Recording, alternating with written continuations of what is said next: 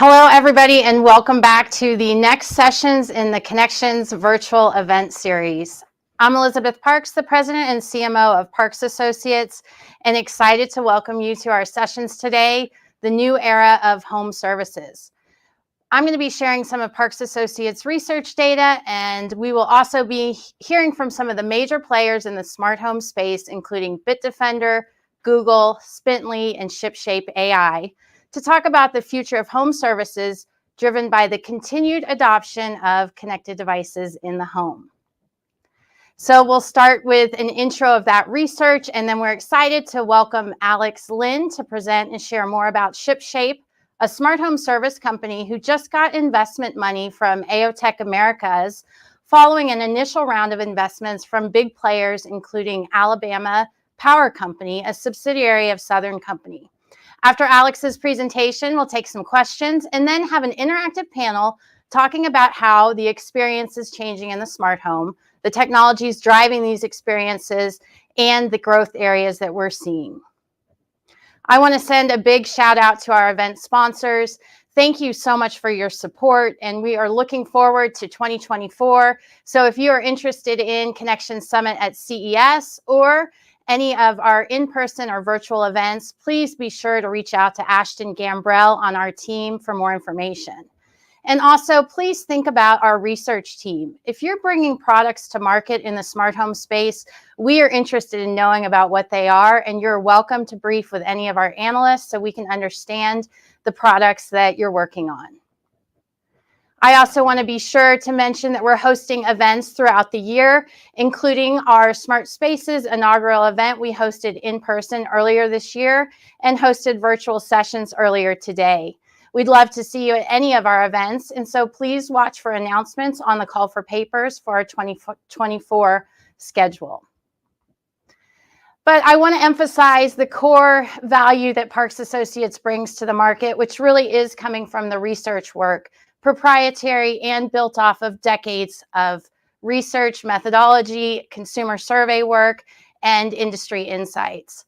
I absolutely love to show this picture of my mom from 1986, the USA Today article, where she is talking about computerizing all the comforts of home. Back then, she had a vision of a whole home experience where devices were connected by the network and enabled by control and applications around comfort and security. If you aren't familiar with Parks Associates research, I hope you'll spend some more time going onto our website and checking out the research we have. We are focused in all emerging areas of technology, and we're surveying 8,000 or 10,000 households every quarter, producing ongoing studies and insight into different technologies impacting the consumer, small to medium business markets, as well as the MDU, and now we're looking at some of the commercial building markets. If you need business intelligence, consumer, industry, forecast, competitor, or strategic data, please consider our team as a trusted business partner. So let's get going. The sessions today are all about the services and platforms. And so I want to share a little bit of information on where Parks Associates sees the market going, including some of the growth areas from our most recent consumer survey work.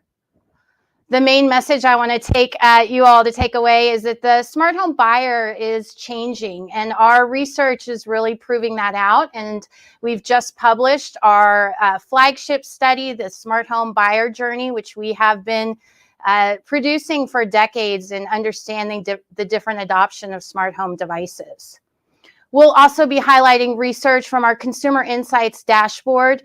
These are research services that deliver multiple times across the year, showing the adoption of some of the benchmarking data that we think is most important to be looking at if you're in the space.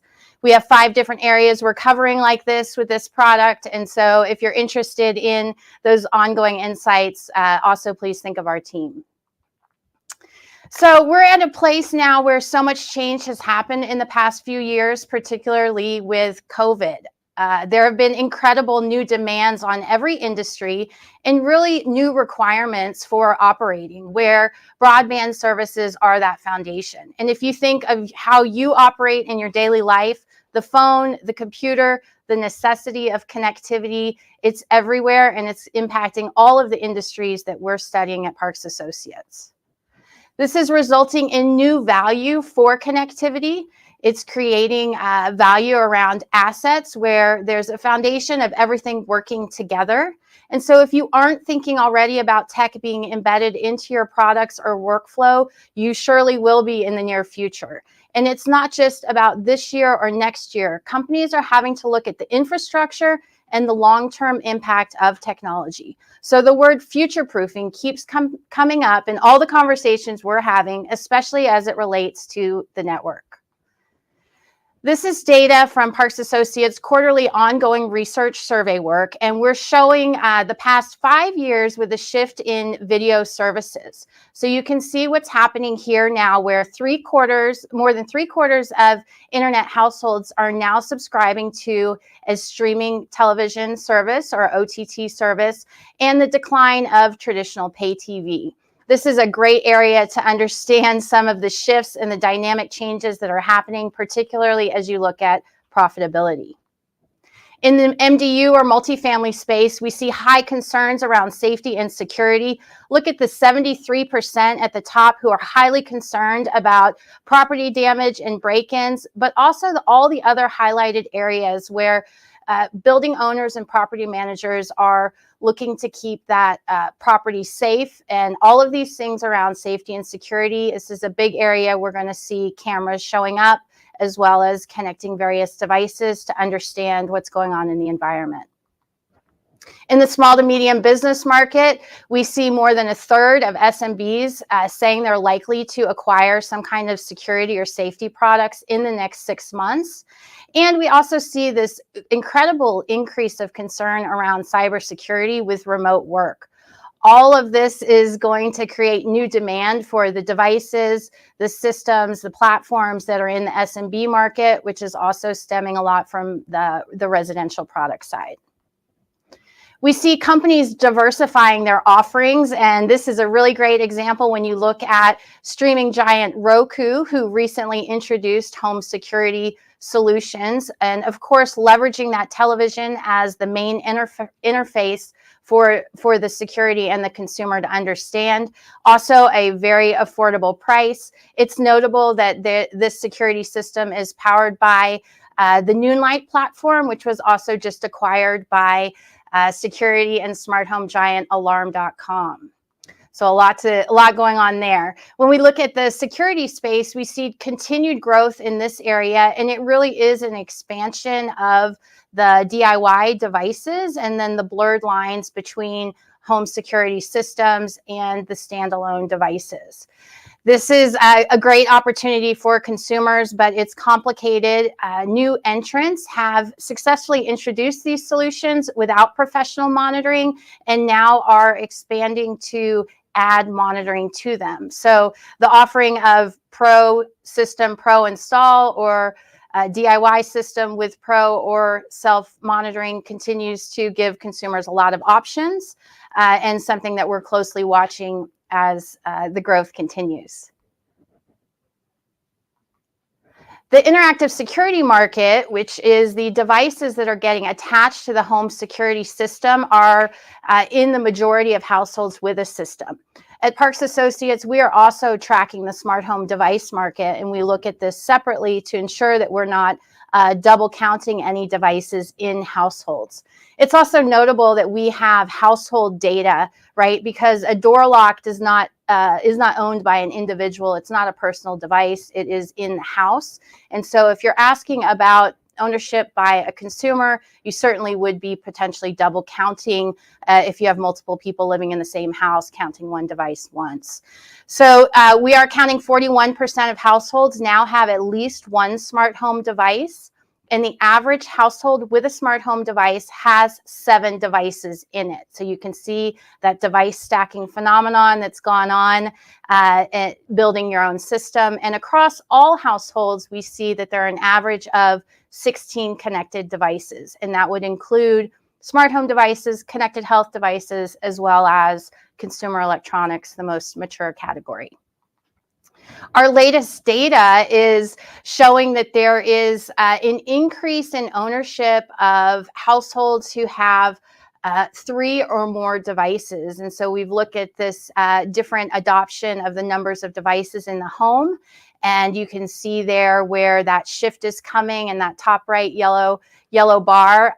Also, our data is showing that we're seeing more of the early majority buying smart home products. And this is where that big shift in the market is that we're seeing. We've been doing extensive research in these areas of technology adopter segments. And some of these things are really important to note in how you are trying to reach the mass market. So the innovators, they're going to come and find you. They want the latest and greatest technology. And so, you know, if you're bringing something new to market, you can kind of count on them to be an adopter. Early adopters are also quick to see the benefits of the new technology and tend to be the least price sensitive. Where we are right now is seeing the early majority really lean into adoption of smart home devices. And this is where you really have to show the value of the products. We continually have consumers tell us that products are too expensive, they don't understand the value, and that they don't want to buy them because of privacy and security issues. And so these are 3 areas that are the top barriers that you really need to lean into when you are explaining the value of your product. We also see different things happening with behavior changes. And of course, this is coming through on the energy side of the house with devices and various improvements that are getting made by consumers. Look at that increase to 12% at the end of 2021 with extreme measures. This is when consumers are spending $10,000 or more on certain systems, devices. This would be like solar panels, EV in the home, really a big investment that's helping to reduce energy cost. We also see that in the health and wellness side of the house, this is going to continue to drive new innovation and technology simply because of the aging population and the caregiver population. We have 25 million households who tell us that they are caregivers. And of course, there's a number of data points that Parks Associates is tracking in terms of the adoption of technology for different age demographics and the fact that caregivers are going out and buying these solutions to help understand what's going on with their loved one at home. All of this is around peace of mind, safety, and security, and we're certainly going to continue to see large investments in these areas. Ultimately, we're seeing the volume of devices adding the complexity that will require support and services. It needs a platform to bring all of these devices together, and that platform becomes like glue to help enable all of the different things to happen, including the services. I wanted to make sure I'm ending on a few really interesting notes with our data. We track the NPS scores for all of the different service providers in the home, and then we can roll them up so that we get NPS across the whole category. And that's what we've done here with mobile, pay TV, streaming, broadband or internet, and home security services. It's really interesting to see that COVID gave everybody a big lift in NPS, but look who's getting the highest scores here: home security and streaming and mobile. These are the companies that have an in with the consumer. The consumer values that experience they're already getting, and we can certainly see that the bundles are going to be coming in these different ways with these companies. And so if you're interested in NPS data, that's something that we're tracking very closely at Parks Associates for all these different sectors, as well as the actual devices. Lastly, I want to touch on the move to mass market with the recent news with all of the different funding that's coming into play with broadband, especially in the rural markets, and the initiative of getting broadband to everyone. We've also seen the announcements just this week with the White House and the new assurances that would get on products with labeling smart home devices so that consumers understand that they have protections that are helpful in keeping that data secure. There's a lot to talk about, and I am so excited to have our panel following our visionary speaker. And so let me introduce him quickly. So we are very excited to welcome Alexander Lin, who is the CEO of ShipShape AI and has been working to bring the smart home platform to market with a vision that he's had. He's going to do a presentation. We'd love to take questions. So please put any questions in the chat box and I will take them at the end. And Alex, thank you so much for being here. Welcome, and we're going to bring you on screen and let you get started with your presentation. Awesome. Thank you, Elizabeth. That was a very informative presentation. Very much appreciate the research that you and Parks Associates do. And I've actually been following your research for many, many years. So most of this point of view, or a lot of the point of view I'm going to share today, comes from the good research you and your team have been doing. I even used to say that I've been following this market since the very early days, but seeing that picture of your mom, apparently she's had it a lot longer than I have been. Awesome. So I'll jump into it. Today's session is on the new era of home services. I want to cover three things today. First of all, why do connected services matter? And then what are the barriers and the catalysts? And where are we now? And where will we be in the future? Before I jump in, just a quick introduction to myself. I'm Alex, the founder and CEO of ShipShape, and we offer a software platform that proactively connects homes to providers. So we monitor the systems in the homes using sensor data and other data. We recommend solutions and then connect the right provider at the right time. So we have quite a bit of experience working with contractors, utilities, manufacturers, and insurance. Which gives us a good idea of where those parties are in their evolution. The reason why I wanted to work on this, I used to be an economist working in the finance industry, and I realized that technology makes markets more efficient.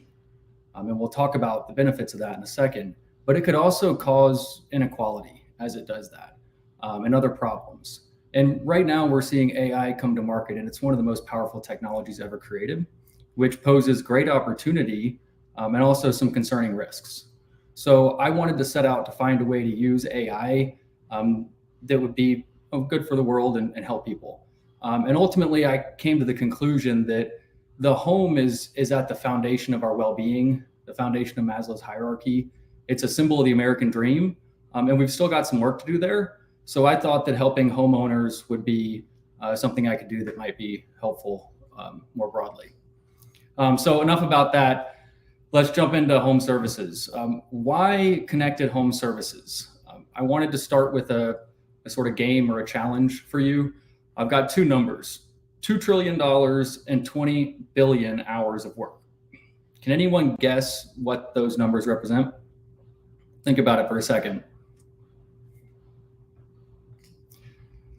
Okay, so that represents the estimated cost to modernize America's single-family homes. And when I say modernize, I mean make them energy efficient, reliable and comfortable, well-maintained, with healthy air quality and less risk of damage. And when I read that list, it sounds like that should be a basic standard, but we're not there yet. In fact, if we want to get there over the next 10 years, it would require $200 billion of annual investment and 1 million workers full-time. And we just simply don't have those spare resources, and we need a solution. Homeowners are left in the dark. They don't want to deal with this stuff. They don't have time. They don't know how. And the state of modern home services is a challenge. We've built a lot of great technology. We've built spaceships and robots, but somehow our homes didn't even get a check engine light or a Carfax report. So we could definitely do better. And I think this is really important because these are our homes. That's literally where we live. And right now we're experiencing a lot of painful problems. And unfortunately, those are often unpleasant surprises that we did not expect. I mean, how many of you can relate to this picture here if you've lived in a single family house? And that means that we end up needlessly wasting a lot of resources. And solving the problem is actually worth a lot more than money. Right now, people are getting sick in their homes. There's actually an epidemic of asthma and we're spending over $80 billion a year in America on asthma. And a lot of that could be attributed to mold growth in the home. In fact, since we put central air conditioning into homes, we have doubled the rate of asthma in our population. Something's clearly wrong. And it's unfortunately 10 times as bad in our low income and vulnerable populations. So this is when I talk about inequality. This is an example about helping promote better outcomes. And we're actually spending a ton of money on our homes. We're actually, unfortunately, wasting a lot of money and our limited labor supply. We're filling up landfills. We're polluting the environment. We're getting surprised by problems like our kids getting sick. So this is a serious problem. What if we could use the money we wasted to modernize our homes?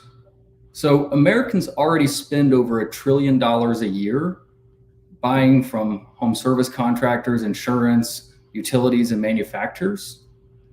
If we could save just 15% of the money spent, that would free up $170 billion a year. In other words, by making this market more efficient, we could fund the transformation of our homes to modernize them. And the way we do it is with connected home services. This is a huge opportunity for all of us to work together. It's an important problem. It's an opportunity to solve a problem that will make a difference in many, many people's lives. And ultimately, when we do this, we can network the homes together, but also network the providers to the homes and create win-win outcomes across the ecosystem. You really don't need to disrupt anybody in the process because there's so much inefficiency in this market. And the world needs this change now. By upgrading homes, we will strengthen our communities. We'll make a positive impact, reducing emissions, improving health, preventing disasters, among many others. And this was so important to us at ShipShape and sort of our founding mission. We set up a philanthropic model. We set aside 2% of our product, 2% of our time, and 2% of our equity to really align us with our customers and these outcomes that we want to affect. And I know a lot of companies have done similar things, and probably a lot of the companies that are listening in on the call today. So it's inspiring to work in this market and see how many people truly share the value alignment and the mission to help homeowners and how invested this market is in doing that together. But there's still some major barriers to overcome. It is very hard to build predictive intelligence, especially when there's only a few devices in half of the homes. It's also a market that has been constrained by silos. If you think about it, these things are all interrelated. So I buy an AC unit, it causes a leak where I claim insurance, I pay my power bill, maybe get an incentive for enrolling in demand response, and require the contractor to do maintenance. These are all very interrelated, but the businesses generally exist in their own silos. The existing products we built to serve homeowners, and for the most part have not focused as much on serving the service provider. So we built a lot of really awesome connected devices for convenience to suit that early adopter, but now the market wants real value. And the modern homeowner is looking for high-tech, whole home solutions. And these parties are very important and they make our houses run, but they also need some help from the technology market and all of us working together to put that platform in place that Elizabeth was just talking about, so we can actually overcome these barriers and deliver the connected services. So why is now the time? We've been talking about this for years and years. This has been anticipated by the market. So what is going to drive change right now? First is the connected device adoption, and then the rapid advancement in artificial intelligence, and the change in behaviors from sustainability initiatives, weather, and COVID. So I'll dive into each of those a little bit more. Connected devices, I see as really the key to optimizing and orchestrating the market efficiently. We can build a virtual data layer, what Elizabeth just called the glue, We can build that around homes and use it to create the connective tissue to the service providers. And also, as Elizabeth just pointed out, just a few years ago, less than half of homes had a device. Now we're at 70 plus homes that have a device, and many homes have several devices, which means that we can build this data layer in a way we could not before. I know a lot of you in the room are sitting here saying, but what about interoperability? None of this stuff works well together. It's a real challenge. It is a challenge, and we're making good progress there. But we think about interoperability at the services layer. So providers could interact directly with the home.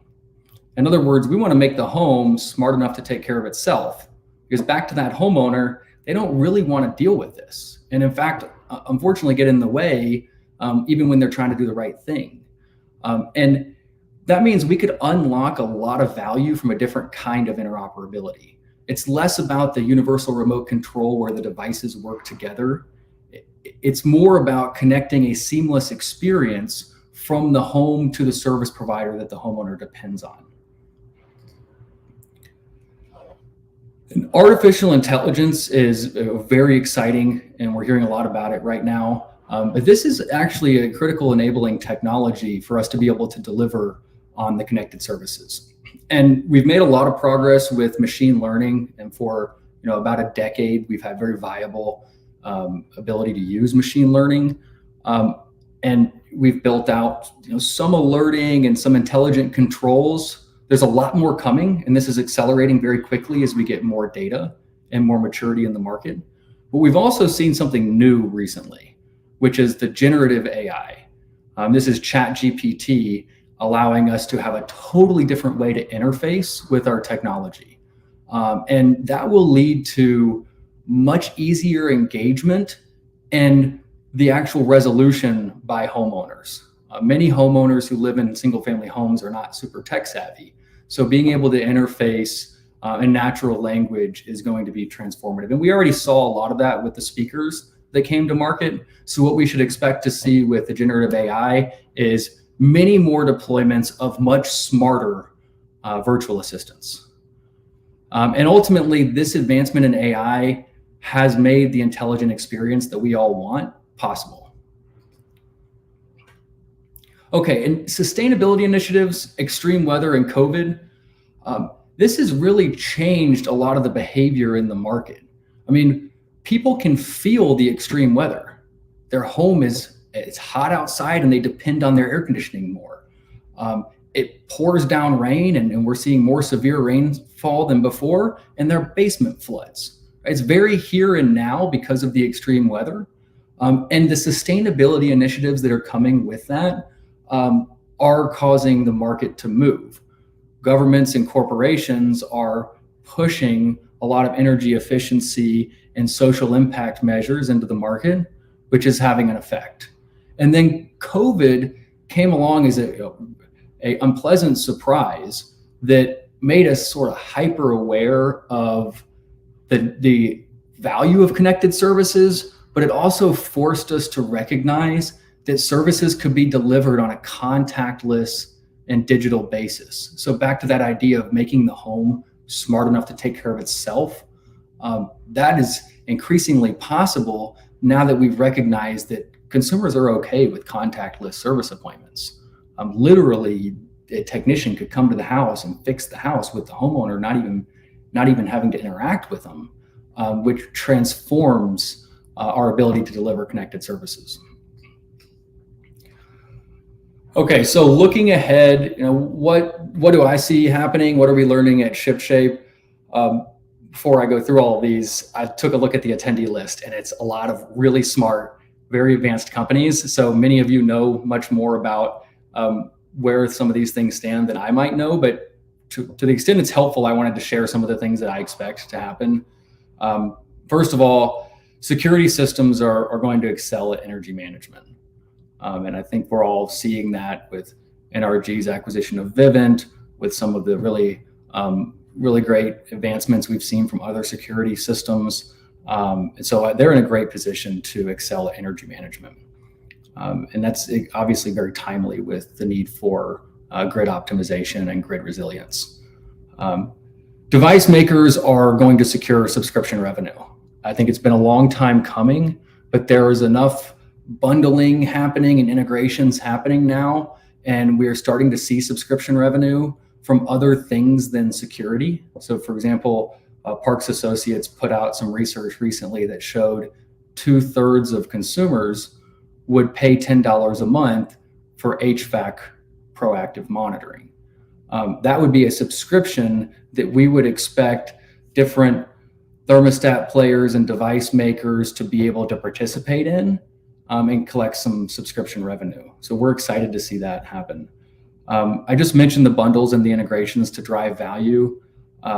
This will be, I think, game-changing for adoption. When we think about the consumer that is purchasing now wants real value, not just convenience. And so what that means is that it's harder to deliver that with single devices that are sold as a product. But when you bundle them in with a service, we can really add a whole different level of value. I expect insurance is going to quickly start becoming more proactive and personalized.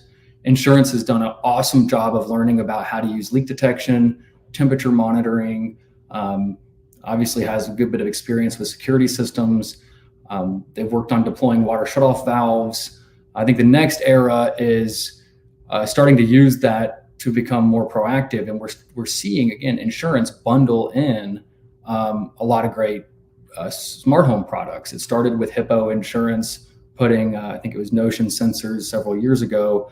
Resideo now has a bundle that's available through USAA. So it's great to see these players working together, and that'll be very good for both insurance companies and their customers. Another interesting one is that we expect fault detection is going to quickly start connecting to dispatch and allowing on-demand services.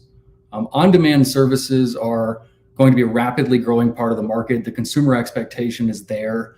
I give props to Google Nest, who has done some really good work at connecting their thermostat through to, I think they were using Handy to help the consumer deal with a poorly performing thermostat. So we're hoping to see a lot more of that, and it really does unlock a lot of value. And it's taken a long time for us to get there as a market, but I think we're there now.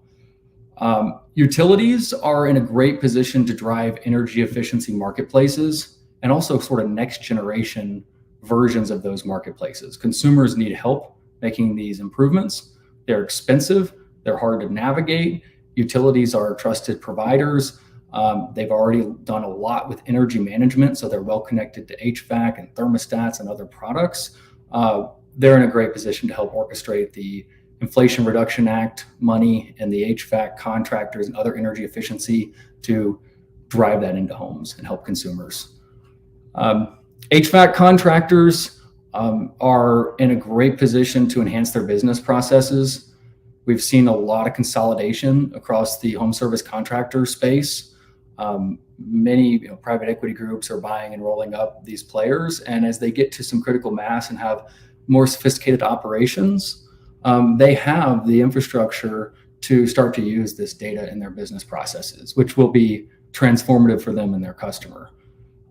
Probably some of the most efficiency to be created from really getting this data integrated to the service trucks that are driving all around the country, lots and lots of miles on the road from service trucks. And then finally, I think we're going to understand the true cost of ownership a lot better. We saw the great leadership from the solar industry on how you build that marketplace and you compute the payback period in a way that the homeowner understands it's a good investment for them to make. We haven't yet done that with a lot of the other aspects of homeownership. But with the connected services and the connected devices, we have the visibility into the data, and it just makes a ton of sense. So when we look at an energy efficiency upgrade, we should absolutely factor in the reduced risk of health care costs. Right? That would be part of the true cost is, what's the whole pie look like? So all of this being said, the consumer value is going to start rapidly increasing. We've hit a point in device proliferation where we can really build on these connected services, and that's the value the consumer is looking for to get off the sidelines and go all in on the smart home. So we expect to see adoption and more service providers going all in as that happens. So we expect the future will be very exciting. I think it's been a little bit of a slog over the last quite a few years. Getting devices into homes is hard. Now's the fun part. So let's work together. Let's look for the win-win, and let's build the connective tissues sooner. Upgrading these homes will strengthen our communities, and it's time that we really make our homes smart. So that's what I have prepared today. Thank you so much for tuning in. I would love to take questions if we still have time for it. Great. Thank you so much, Alex. That was an awesome presentation and aligned with a lot of the things that we're seeing within our research data. So we do have a couple questions, and we have about maybe 8 or 10 minutes. So can you explain a little bit more how your platform works? So you're connecting the consumer with the contractors and the installers. Is that, can you go into a little bit more detail there on the tool set that you all are providing? Yep. We offer a bundle. We don't make the devices, so we're partnered with some of the best device makers out there. We put that into a bundle. We partner with service providers who can put that into the home when they're already there. And that allows the homeowner to get a sort of check engine light-like experience to make their interactions proactive. And when that happens, when they hit the check engine light, it's a lot smarter than what you have in your car. You can just hit the button to connect to your service provider. So we might identify that there's an opportunity to improve energy efficiency and help you connect with not only your HVAC contractor, but also your utility to enroll that, let's say, a thermostat in their demand response or time of use rate plan. So it's a bundle of devices, and typically we go in with contractors, but we also partner with utilities, insurance, and manufacturers. Okay, great. And can you expand a little bit more on maybe the different groups and how they're responding to the offer? We know from a lot of our work and following the utilities, they move slowly, they're highly regulated, and it takes a lot of time to bring new things into their legacy system. So is there any way you could characterize each group that you're working with in terms of the speed and the pace that you're seeing with the adoption and willingness to look at these kinds of platforms? Yeah, definitely. So I think that the insurance and utilities play a very interesting role in providing subsidies. Probably are going to increase their rate of partnering with and investing in technologies that they can deploy. There was an early phase of this where maybe they were going to build their own smart home components. So I think they're increasingly receptive, but really what drives the programs they have in place is making it work for the contractors. And the contractors, they don't want to put in a lot of complicated smart home stuff necessarily, but they do want to participate. So previously we've tried to implement a lot of programs that were good for the utility or good for the insurance, but the contractor's like, why am I dealing with this? Like a water shutoff valve installation. There's not enough of them happening. It's a lot of training required. So if we can develop the programs that work for them that really benefit those businesses, they will help us deploy and accelerate the programs that utilities and insurance want to get out there. And obviously this is all powered by the connected device makers. And we are definitely seeing connected device makers excited about partnering, much more open about how their data could be used in those partnerships. So that's kind of the linchpin of accelerating this whole thing. Okay, great.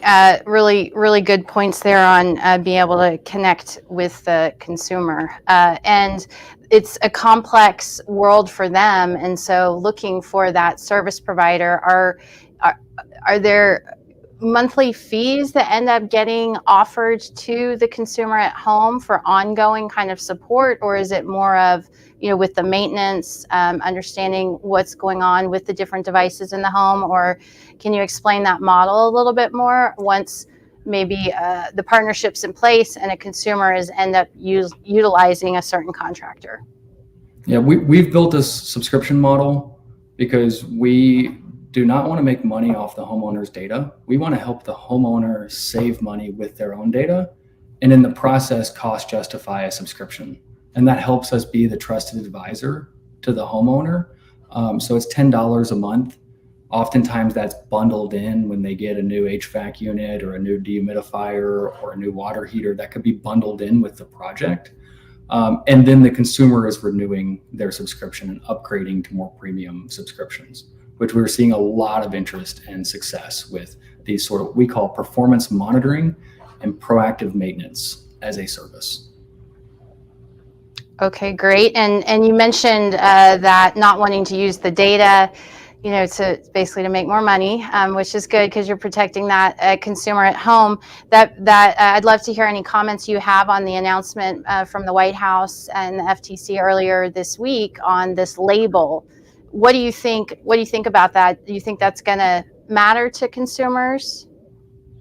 Probably not, because consumers are going to buy from trusted service providers, especially in this era of the market. They're not going to be doing it themselves and looking at the back of a nutrition label. I mean, it's already enough to figure out if Z-Wave works with Zigbee and how do I do all this stuff. I think that's what it will do is it will require the makers to be accountable to the security standards they deliver, which will be important. And I think most companies and most engineers want to deliver state-of-the-art security, but oftentimes it's not a feature that the customer is paying extra for.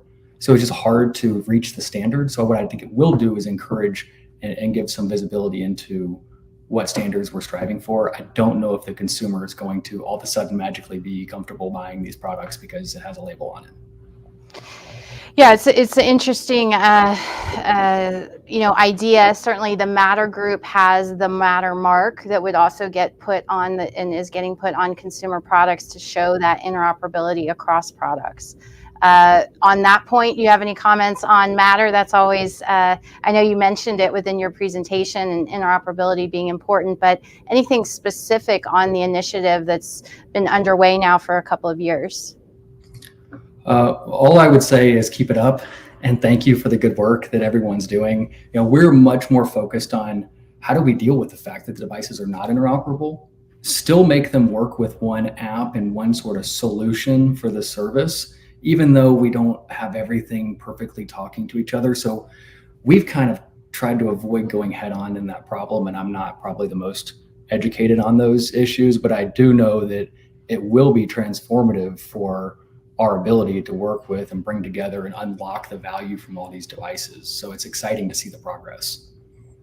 Well, we absolutely agree with you on that one. We're big supporters of the Matter initiative. It's slow to get it all going, but I think they've got up to 600 companies working together, their engineering teams, to figure it out. So, Alex, I really want to thank you for your time. We very much appreciate you and the insights you're bringing, as well as the hard work you and your team are doing for the smart home space. So thanks for joining us. I hope to see you in person soon.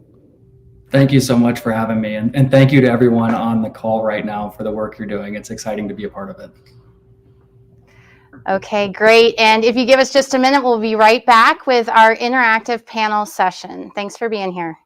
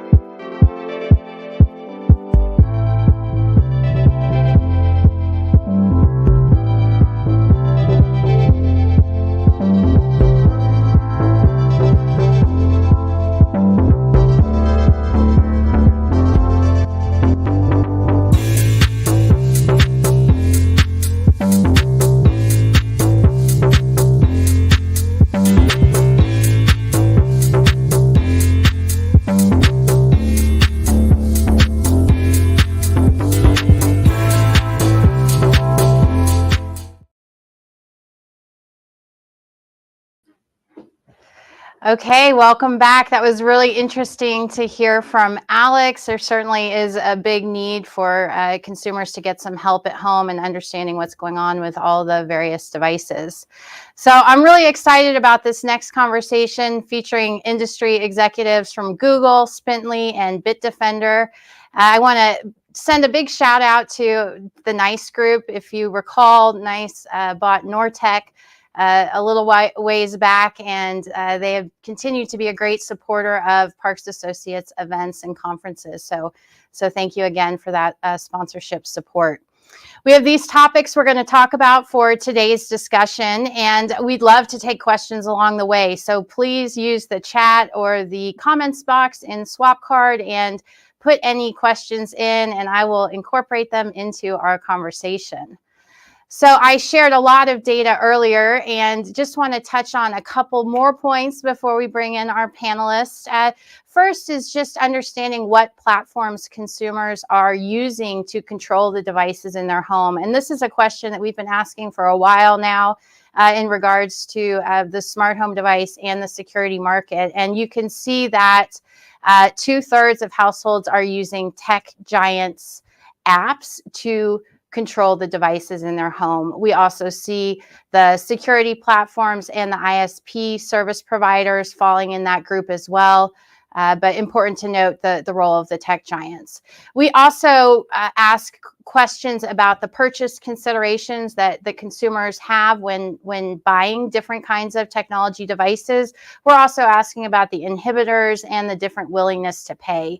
And so these are the answers they give us when they are considering the purchase of a smart home device. The top concern is the cost. The second is it works with their smartphone, which is very interesting.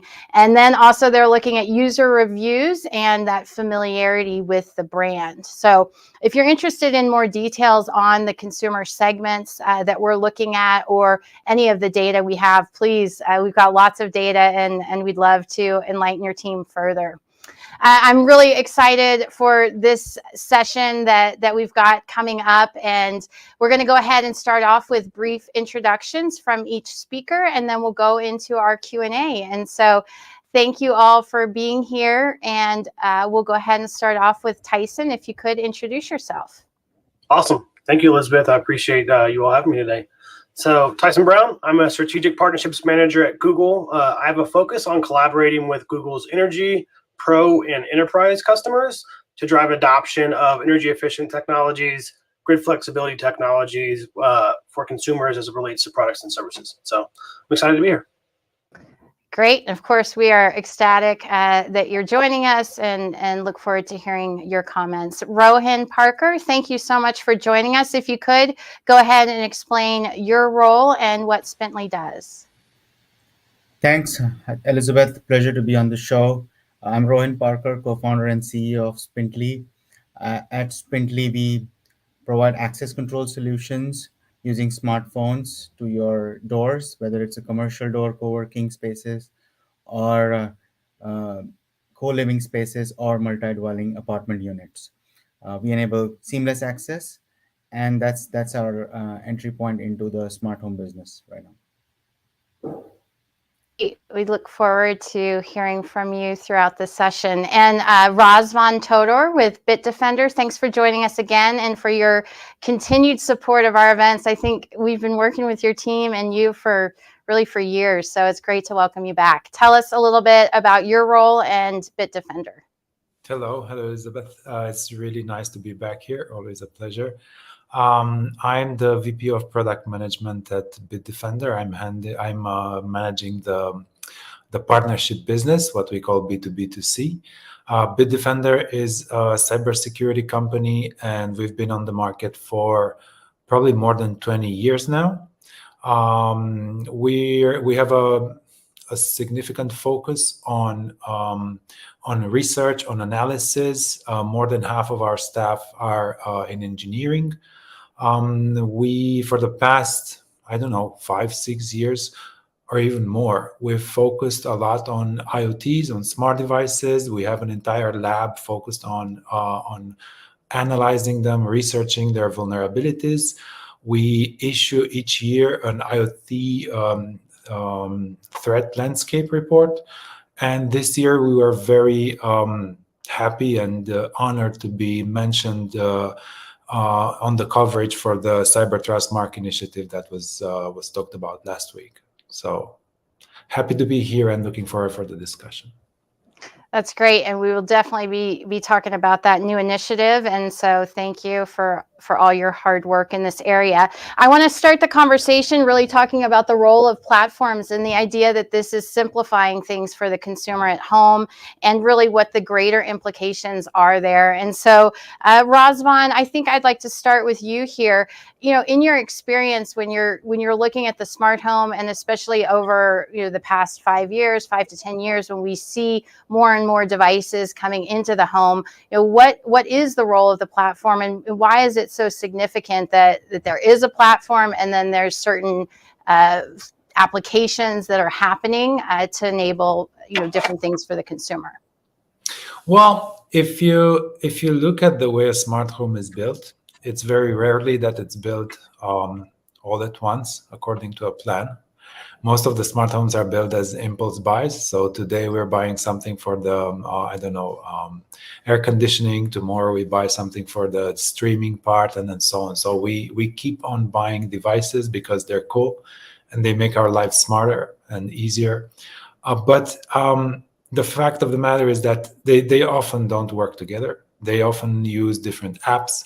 And the more and more devices we adopt in our homes, the harder it is to manage the home as a smart home. And you end up managing 10, 12, 15 separate devices with maybe, 5 different apps. So you can imagine that the next huge improvement is to have a centralized app that will manage everything and will let you finally manage your smart home instead of a number of devices. And when we're talking about management of the home, can you give examples of what are we talking about? Is it the thermostat, or is it the Wi-Fi network? What's actually getting managed?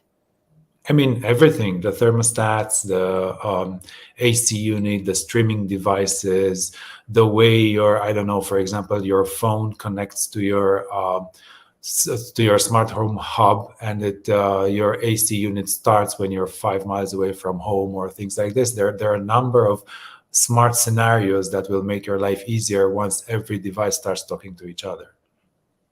Okay, great. And each of those homes with the various devices are really all not the same, right? So every home has to be looked at in a unique way, depending on who's in the home and what's most important to those homeowners. So Tyson, tell us a little bit more about some of the things that Google's working on. And I know you've got a particular focus in on the utility space and energy management. What are the things you all are doing to try and bring all of this together for the homeowner? Yeah, no, I agree with you. I think what's really interesting is that as we look at kind of the transformation and evolution of kind of the smart home category in general, we went from products, hardware products, physical products, kind of interacting with a router, transferring bits of data back and forth, ones and zeros. And that was happening constantly in the background, but it really didn't have an impact on the user in the home, because for the most part, we were engaging with like a single user interface, right? Whereas now what's happening is those various products are not only still communicating with the internet, but they're also providing experiences and driving actions and providing insights. Alexander from ShipShape, I think he was really eloquent in articulating how users are no longer just expecting products to provide a singular kind of outcome or experience for them. They're looking for them to layer on additional services and insights, really help them become an advocate for their home and be a partner in that space. So a couple of things that obviously Google is doing from a streaming perspective. I think one of the things that I find really interesting is that if you look at like a Chromecast, for instance, Chromecast effectively is a hardware product that has a software layer that sits on top of other streaming applications, which enables a user to basically aggregate all the various ways in which they can work with the streaming applications that they use, whether it's Netflix or it's Disney, etc. That provides a significant benefit from a user experience, because you can either just speak directly into like the Google Assistant, and you can say the name of a movie or a show, whatever it is that you're looking for, an actor, actress, and then it can surface that information. What we're trying to do is get to the same level of experience in the home as it pertains to energy management as well. So we obviously have a smart thermostat, the Nest thermostat. We have a couple different variations of that have been around for a couple of years. Nest thermostat's been around for over a decade now. And we've continued to evolve that product such that initially it was a very sexy and sleek hardware product on the wall with a really awesome application. Over time, we've been able to layer in additional benefits like seasonal savings, which is the ability for the thermostat to identify kind of in the edge seasons ways it can help save a customer energy, which will ultimately help save them money as well. In addition to that, we've partnered really closely with hundreds of utilities across the country to help with their demand response programs, their time of use programs, and other efficiency programs, which I think is really an added benefit. It speaks to kind of that collaboration that's starting to happen across sectors. Again, Alex mentioned this, where you've got insurance, you have the utility space, you have home automation. They're all starting to really partner together.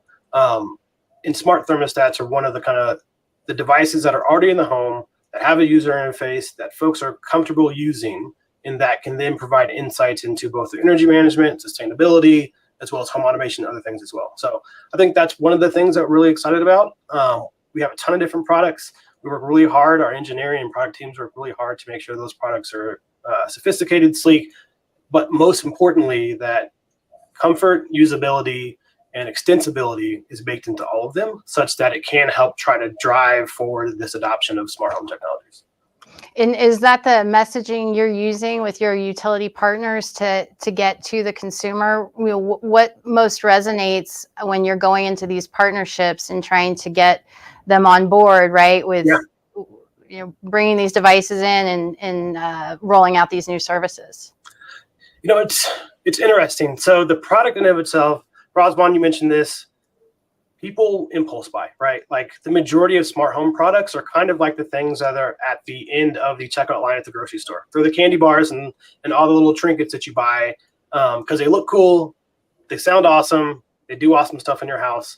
People aren't really thinking through the actual benefit streams and ways that they could actually maximize the value that those things provide. That's one of the ways we work closely with our utility partners, is to try to combine both the value of the product itself, right? So what the product can do in and of itself outside of the additional services that can be layered on top of it. An example of that is, again, with the Nest thermostat or any smart thermostat that's in a demand response program. Not only is it helping you save energy, helping you become more sustainably minded, it could reduce your usage during carbon intensive times, but it also can become an asset. It can generate revenue for a homeowner if they are participating in various programs. So helping the users and consumers identify ways that they can use those technologies, not just for what its like initial stated purpose is, but also layering on things that are continuing to happen over time. I like to call it the Tesla effect, where like you buy a thing and it does something today, right? And then you evolve that technology and you push an over-the-air update to it, and then it can do additional things. So one of the things that I love about smart home is the ability for you to buy something today that provides one value proposition, and then next year it provides two more value propositions, and the next year it provides more value propositions. Like obviously we need to balance that very closely with the security aspects of things as well as like interoperability. But as long as those two things are in place, it's something that continues to evolve and mature along with the users and the home itself. Sure. And we, in our research, show a lot of stickiness when you've got those service layers on top of each other, you know, as well as the experience being that much better, which feeds into NPS scores and all sorts of other, happy things for the consumer. Rohan, I want to come over to you and talk a little bit about the multifamily space, and particularly how access control has just really transformed itself over maybe the past, decade. It could be decades of time. But tell us, how do you see consumers in the multifamily space embracing the locks and the changes that are coming along with that? And then I'd also like to hear the operational side with the property managers and building owners and their perspective as well.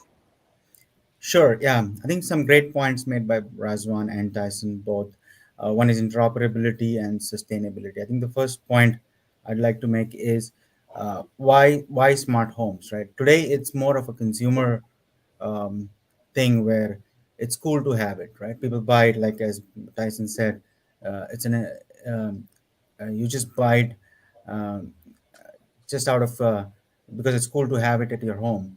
But the real impact will be from sustainability point of view, right? Why would property management companies want to have smart devices in their apartment multi-dwelling units? Is because they can reduce their maintenance costs, because they could get preventive information about their systems, like the HVAC systems and others, right? And that is the real impact, actually. So in a multi-dwelling setting, next few years, what we would like to see as a company is like a pre-equipped apartment unit, like which is already smart. And how do you hand it over to the tenant, right? I mean, today apartment units don't come with any smart devices.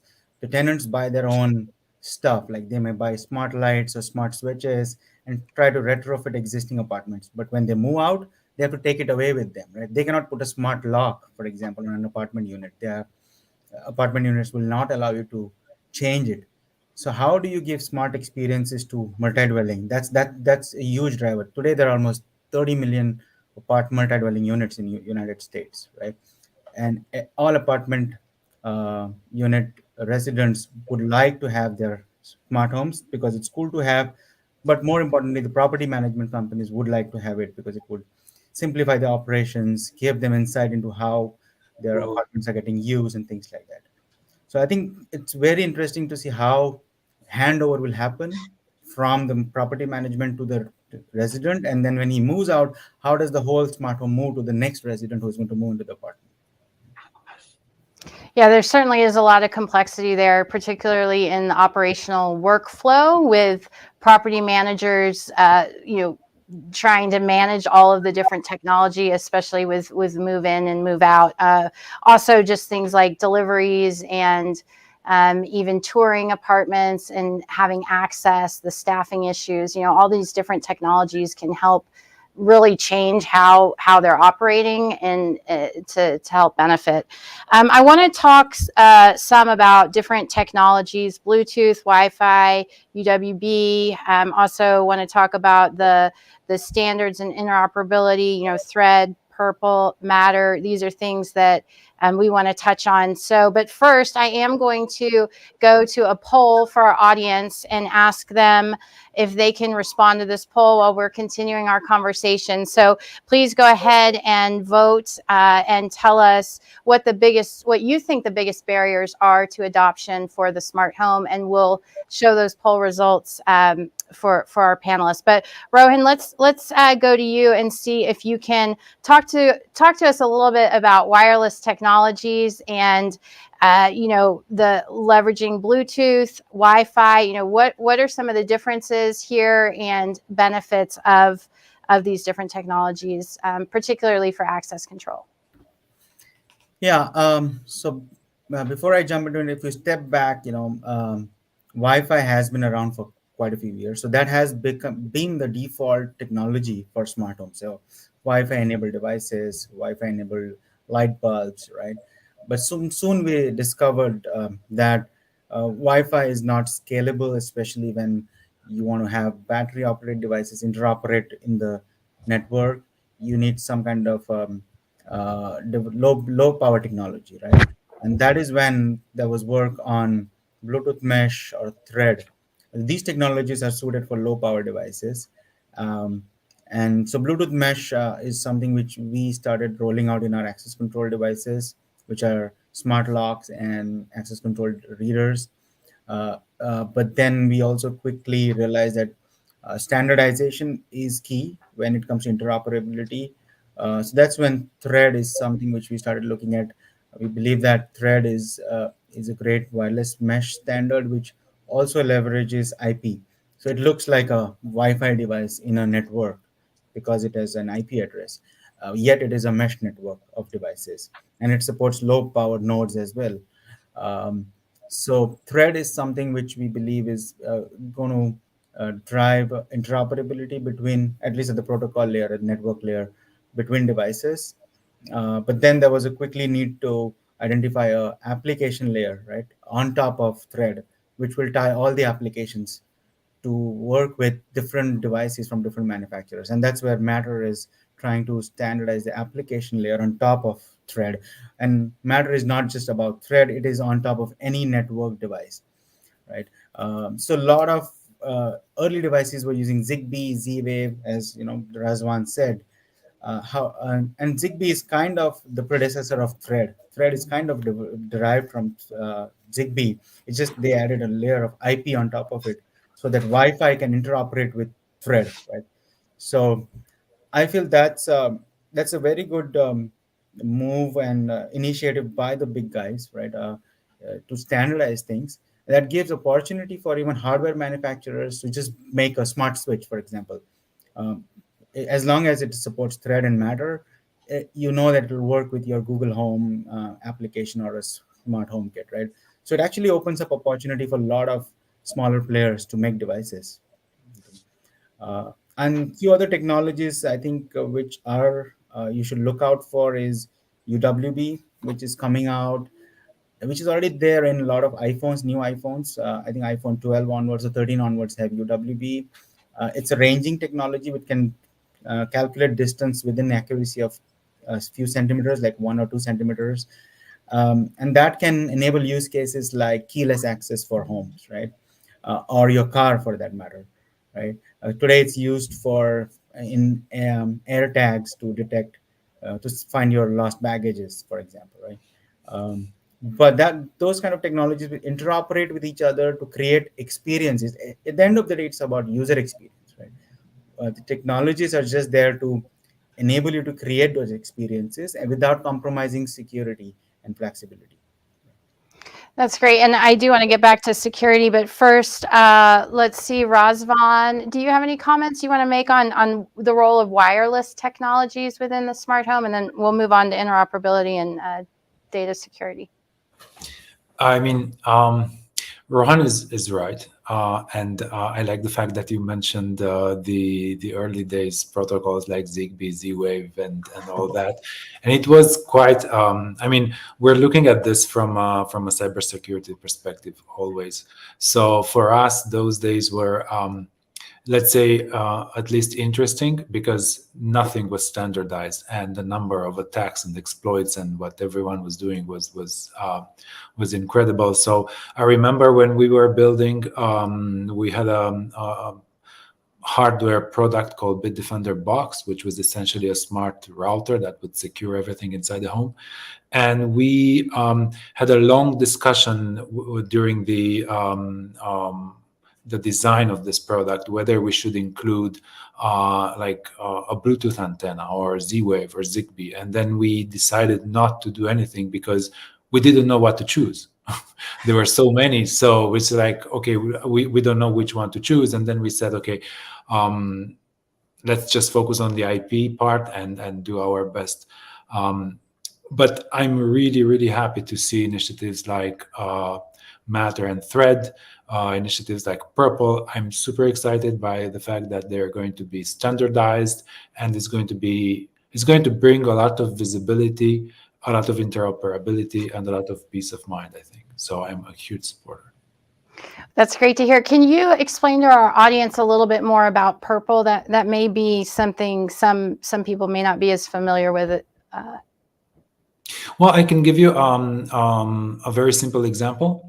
Right now, service providers, they tend to offer more and more services because connectivity is not, I mean, it's not going to, support all the needs of a subscriber. So everyone is trying to deploy more and more services, and the gateway, the router inside the home becomes this sort of a portal to deploy more and more services.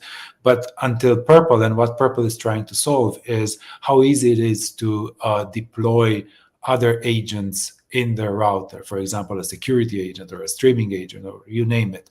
But it was, until now, it was quite difficult because you had to natively integrate it or use a container, or, and it was the engineering effort was significant. And what Purple is trying to do is trying to standardize this and make it a lot easier for different vendors, different providers to just deploy services inside the routers that are using Purple. Okay, great. Thank you for that explanation. Tyson, let's go to you on your views. I would love to hear any comments you want to make on Matter, but also if you have comments on wireless technologies Yeah. or these other groups as well. Certainly, yeah. So on wireless technologies, one of the things I think is really interesting, and this is true with a lot of smart home. It's true with interoperability. I'll talk about that in a second. But again, I mentioned earlier the ability to layer on additional like ancillary services. So for example, with wireless technologies, you've got a spectrum of frequencies that are being emitted from these devices all the time. They create boundaries. They create ability for you to detect presence and identify if folks are in a certain home or in a certain area. One of the unique ways that we'll be able to leverage that in the future, as we have more folks who are aging and folks are more accustomed because of smart home and others to actually age in place and stay in their homes, we're finding that we're able to potentially use different wireless technologies to identify, like, did my mom who has mobility issues, if she's in one state and I'm in a different state and I'm trying to make sure that she's active and mobile because she's older in age, is she actually getting out of her bed in the morning? And at what time does she get out of her bed in the morning? So I know that there are services that some companies provide which take smart home products and they leverage them kind of in different ways than they were initially intended to be used for, to help identify whether folks are actually mobile, if they're in a certain area for a long period of time, if they're not in a certain area, which I think will be useful moving forward, again, as the population continues to age. So I think that's just one example of how we can take what is really intended just to be a way to communicate and to get information back and forth, but finding really innovative ways to use that for other purposes as well. I say that to then segue into the role of interoperability. So there's a lot of folks out there probably know Google's been involved with Thread for quite some time. We were one of the ones who pioneered that technology. We've also been heavily invested in Matter for several years. And I think the way that I think of interoperability is really as a force multiplier. Its core role is to ensure that various products can talk to each other, different devices can talk to each other, that it can standardize that communication layer. But in addition to that, it helps facilitate things happening as well. I think it was Rohit, you mentioned that at the end of the day, user experience is really what everything is about.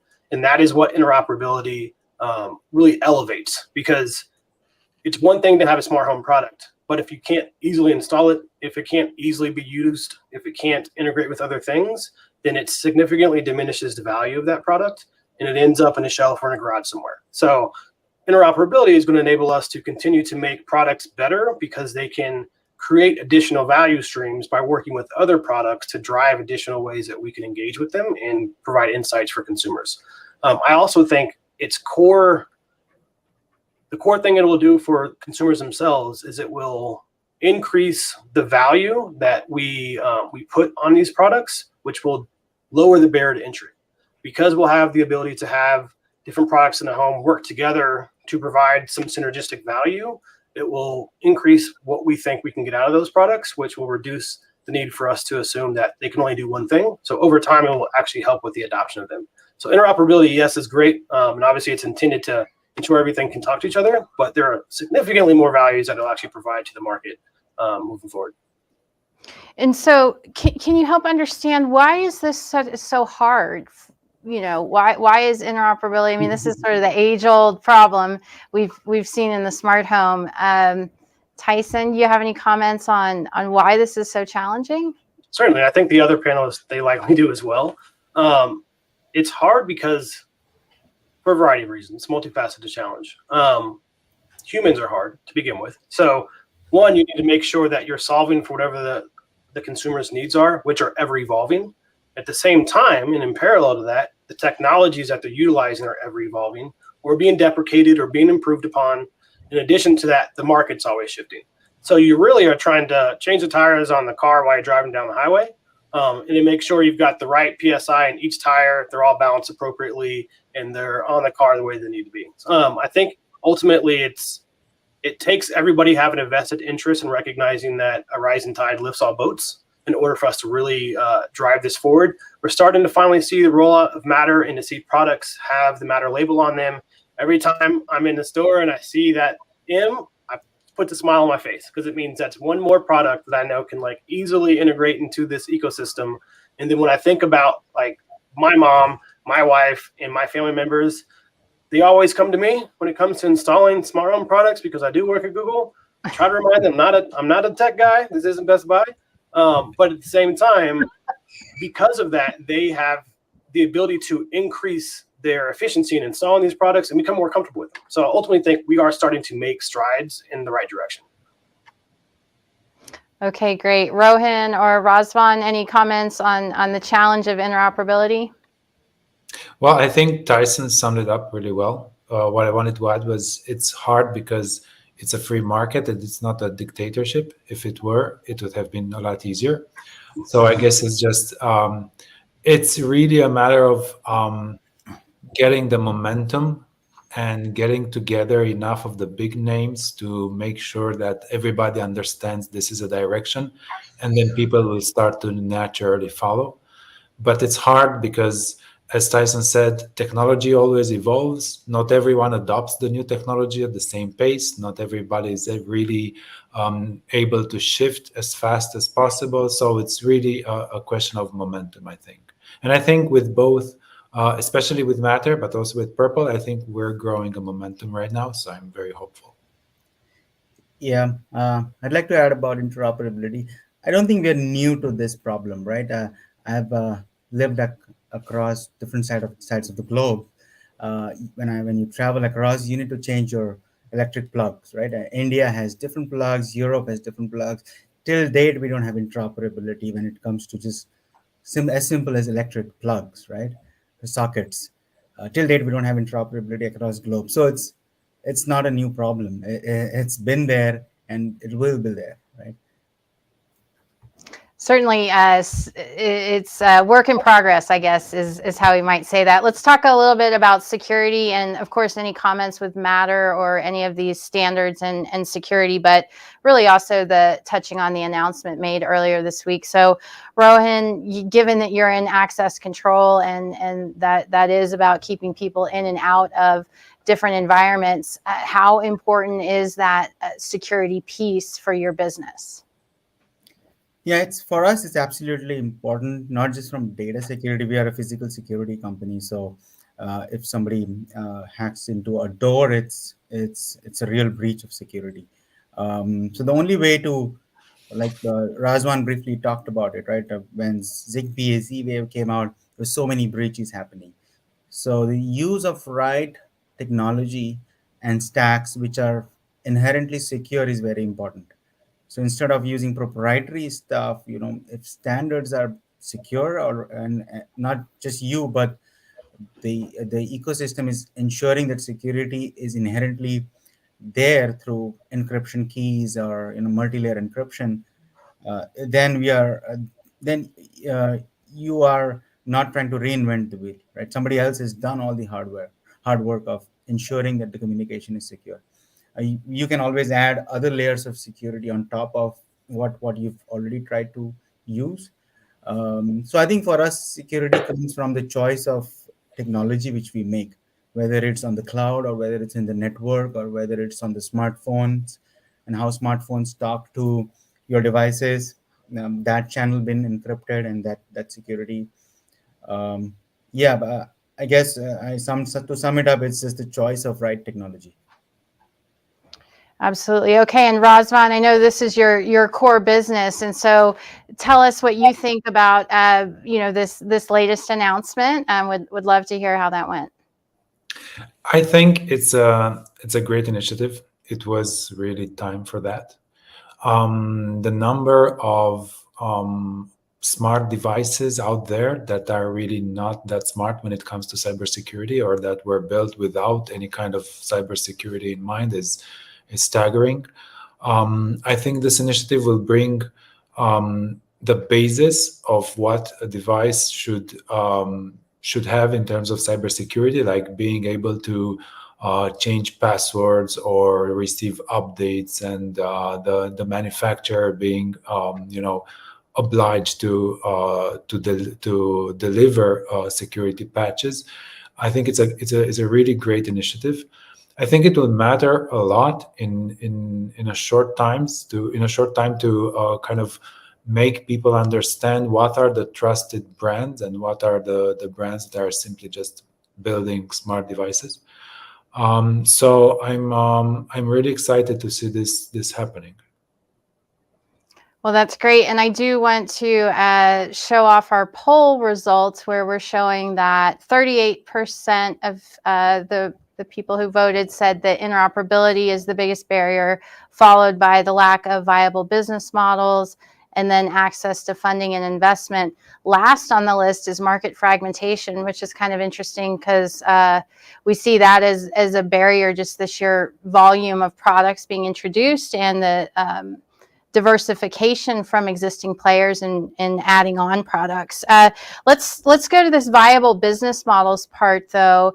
And, you know, we're seeing some of that hardware as a service model be a little bit of a challenge to play out. Certainly, there needs to be a demand for these connected products and services for them to be adopted, right? So there's two parts to the equation of how well the products are being rolled out and marketed, and then the uptake and the buying of that. So, you know, tell me on the business model side and how it's going to work out for some of these companies in the background, you know, that everything is getting paid for. So, Tyson, I don't know if you might want to comment on that at all.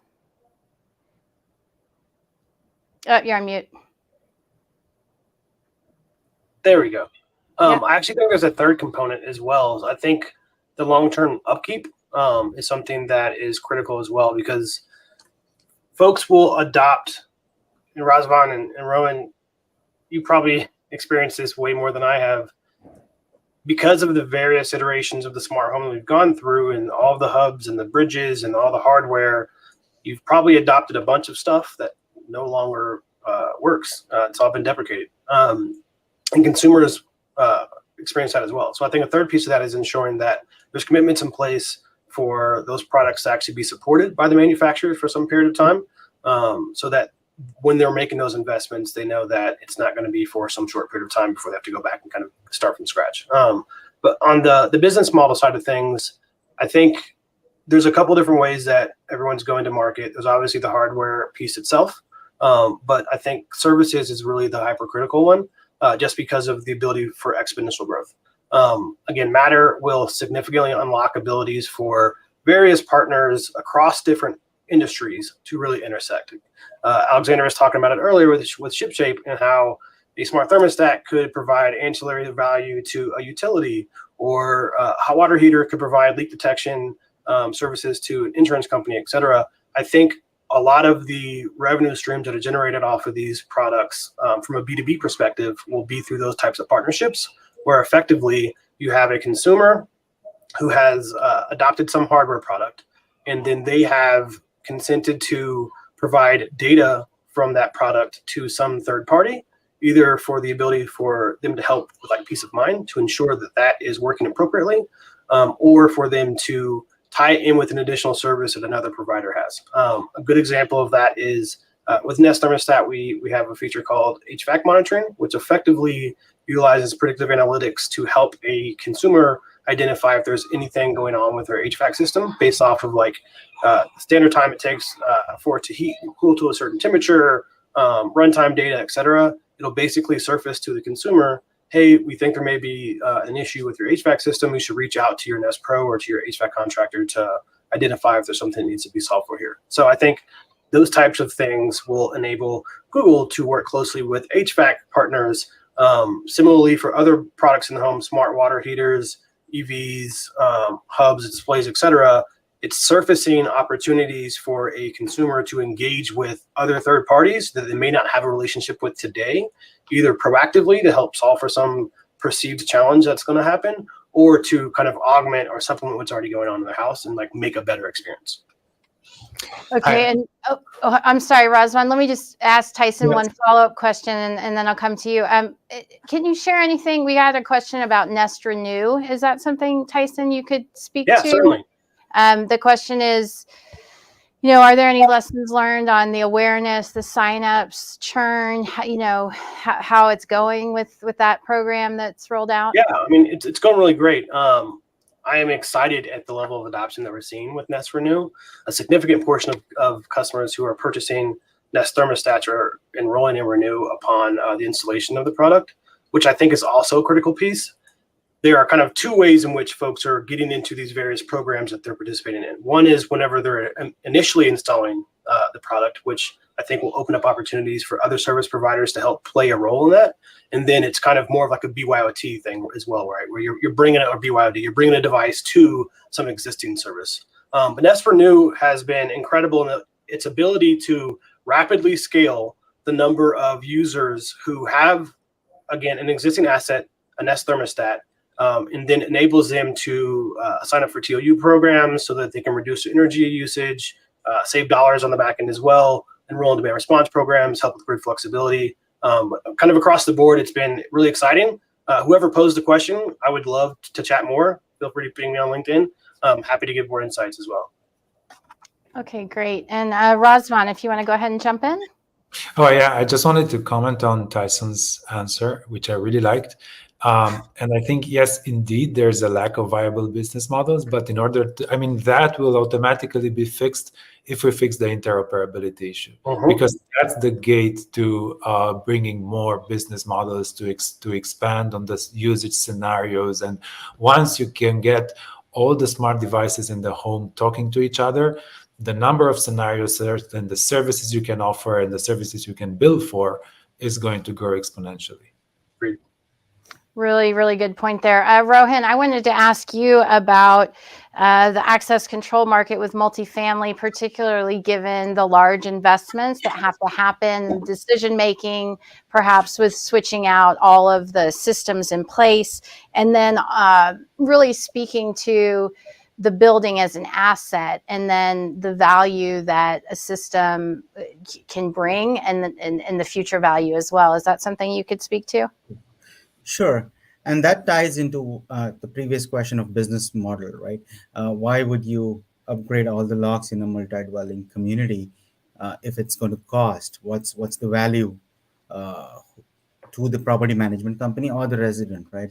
So for the tenant or the resident, it's obviously the convenience of being able to have keyless access, right? That's what he gets, but he's probably not ready to pay an additional cost for that, right? It's kind of baked into the business model of the rent, right? So a community which has better amenities would have a higher rent, and the business model would be like a service model, right? So lock is just one thing. Right now, today, we're trying to sell it to the property management companies because they would save operational costs in terms of managing fobs and keys and key replacements, security breaches which keep happening because fobs get replicated or copied, or keys get copied, and all those things, right? So if we can prove that there is value in upgrading over the next 1 year, you're going to recover all the cost, then that makes business sense. Similarly, for other smart home products, door is just the starting point for us, but there's just notion of an inherently smart apartment, right, where everything is connected. And it is not just because it's cool, but it has real value to the property management companies and the residents, right? And the business model would be just the rents would cover for all this cost, and you will be able to recover the cost through operational efficiencies. So are you all focused on targeting new build, new developments, or are you also serving the retrofit markets? We serve a lot of retrofit market. A new build obviously is a very unique opportunity for us. But 90% of the market is already, homes are already built out there, So retrofit is the key. And how do you easily switch them out and go on a service-based model? For example, instead of a CapEx intensive model, how can you go in an OpEx kind of a model into the market? And you have any comments on replacement cycles of these kinds of systems that go into MDU environments, so that you know that in 5 years or 8 years, maybe, I don't know what the time frame is, on smart home devices, we're looking at replacement cycles around 8 years in a single family home. So you have any comments on that? It really depends on the type of device. With the technology moving so fast, right? Especially lock is something which you would not replace that frequently, like an access control device on the door. It's probably going to be like 10 years or around that. But if it's something like Chromecast or Google Chrome or Amazon Prime Stick, which it keeps updating, so people change it within a couple of years, right? But not something like a smart bulb which you would replace every now and then. It just becomes a commodity. But typically, 10 years would be a good life frame for a lifetime for a smart home product. Okay. Well, and that is going to give those building owners and property managers thought on what they're going to invest in, because it changes the whole model that, you're going to have to replace something perhaps, where in the past, it was maybe it's making new keys, right? That's the only thing you actually had to do was make new copies or rekey the doors. So really interesting there. I want to move into talking a little bit about the user experience and marketing to consumers. Tyson, I think you were referring earlier to the voice enabled opportunities everywhere, and the expectation that consumers can talk to their devices to make things happen. That's really been a game changer for the smart home, but we're not hearing as much about it because in some ways it's a standard thing that's getting built in practically to most devices these days. So can you tell us from your view, where is voice control in the mix for consumers at home and in that control experience? Yeah, I think so. A couple of things. I think one thing that is really exciting about smart home is it parallels a lot kind of the evolution of cell phones, where like originally a cell phone, it did two things. It let you call somebody, and then it also let you play the snake game. It did that. That's all it did. And then from there, we got text messaging, and that like blew the doors off of it. We could talk to people as introverts and not have to actually hear their voice. And then from there, we've got applications, et cetera, et cetera. So all these additional things are being layered on top of it. And the way that we engage with the product has changed as well, right? Like we're just doing this for a while, and now most people are just doing this all day long. If you walk through an airport, just a bunch of people looking directly at somebody else and not anything that's going on around them because they're having real life conversations, right? So similarly with smart home, it started with just having like display products and things that you could like tactily engage with. And then with the advent of voice technologies, which Google and Amazon and others have adopted, it then enabled you to use your voice to speak to these digital assistants. One of the other things that's critical is from a usability perspective. You've got folks who may not have the ability to physically engage with something, so the ability to use their voice significantly increased the number of folks who can utilize these services, which I think is really critical. And then it also helps on the other end as well. For context, both of my daughters, their first word was Google because they hear the word Google so much in my household, A, because I work for them, but also because we have a bunch of Google products in our home. So I'm saying, hey, Google all day long. And they have both learned how to master the Google products in our home. So frequently they will play, this morning was Christmas songs. We're listening to kids' Christmas songs because my daughter wanted to listen to them in the playroom. So I think voice has been commoditized in the sense that it's ubiquitous. It's expected to be kind of baked into everything.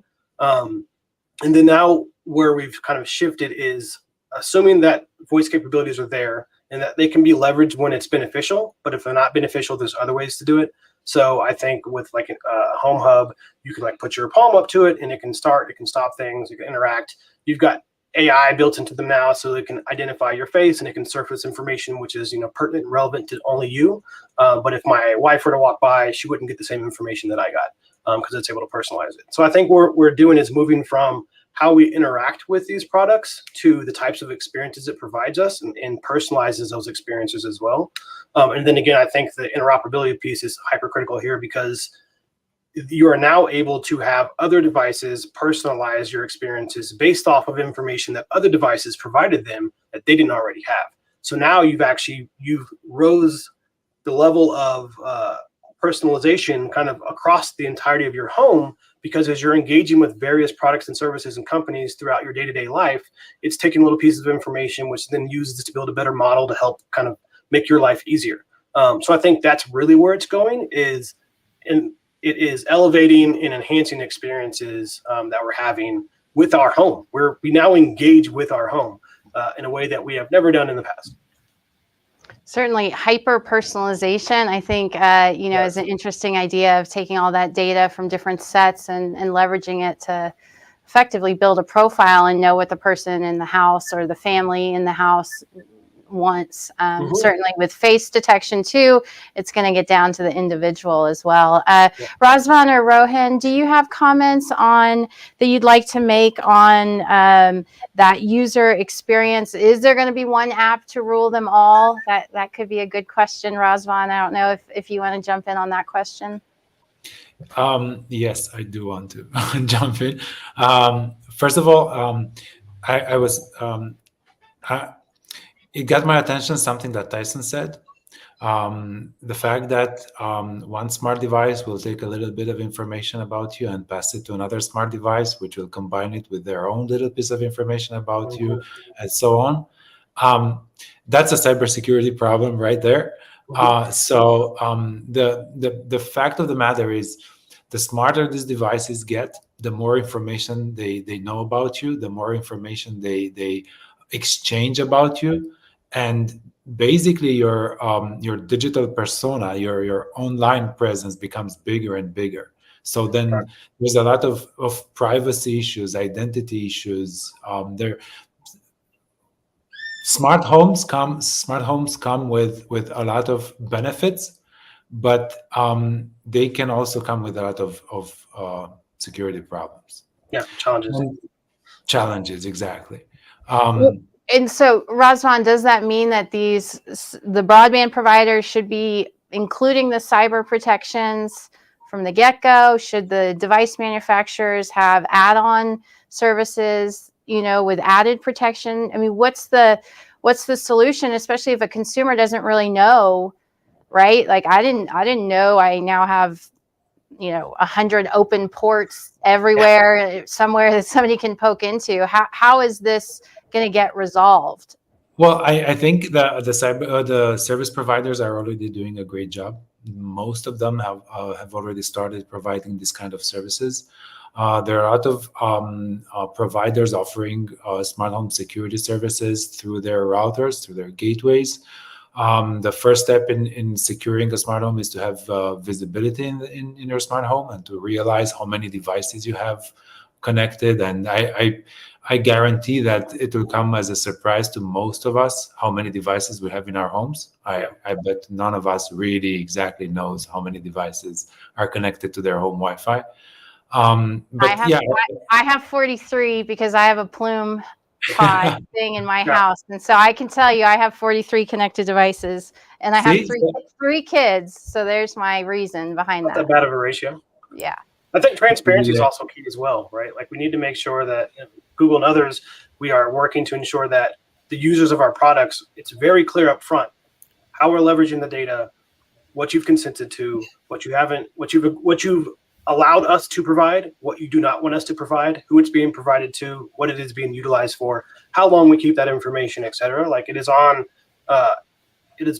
we need to make sure that transparency exists. It's almost similar to like the cookie policies that we now see on every single website, right? Where it's like, this is what we're tracking, this is what we're not tracking. What level of preference do you want this to be tracked at? Because once we have that, it will enable it to be easier for Razvan and others to ensure that those protocols are following the prescriptive preferences of the consumers who are asking for it, right? And that the consumers are cognizant of it. Because to your point, we're used to just installing things and then just set it and forget it.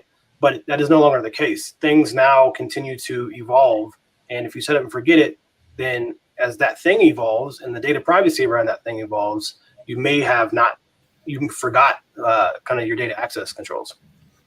That's a really good point, Tyson. And what we do what we do after that is that we use a lot of machine learning algorithms that will basically profile the normal behavior of each smart device in your home. And once, they start to act erratically, they automatically get blocked and the user gets a notification saying, hey, your, smart device, which usually doesn't connect to this address at 1 a.m, was connected. We blocked it.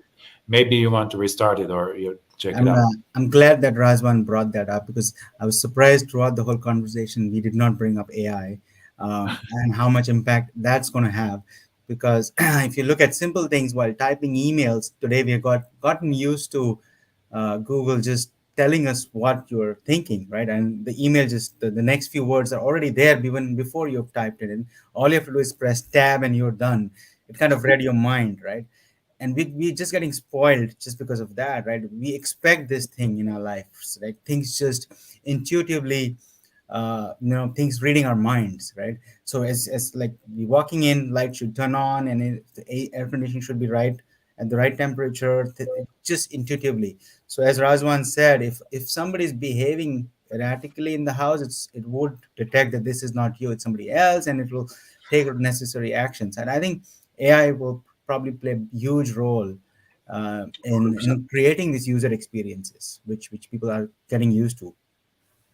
Well, yeah, and AI, I mean, that's a huge word these days, and it's either going to destroy the world or it's going to, make the world that much better.